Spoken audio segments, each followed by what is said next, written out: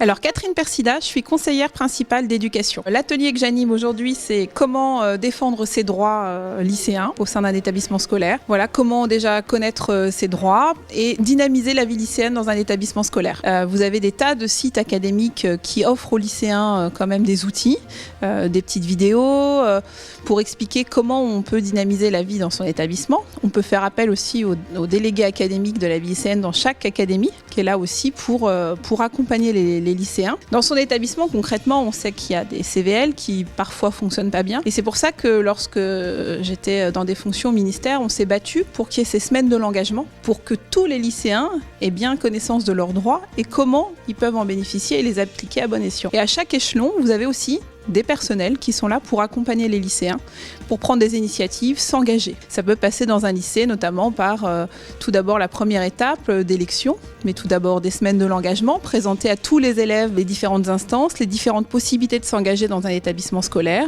puis ensuite l'organisation des élections, comme les accompagner et les outiller pour leur profession de foi, pour mener une campagne. C'est tout un moment de démocratie lycéenne, citoyen, qui est bien vivante dans nos établissements scolaires. Chaque académie a une page vie lycéenne avec un personnel, je vous dis, le délégué académique à la vie lycéenne qui anime tout ça, aussi beaucoup de présence sur les réseaux sociaux.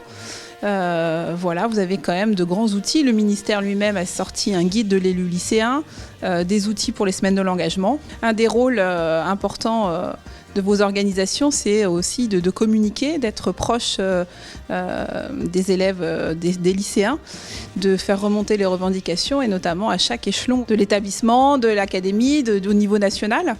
Donc bien sûr, vous pouvez aider à faire bouger les choses dans le sens positif et améliorer les conditions de vie et de travail dans un établissement scolaire.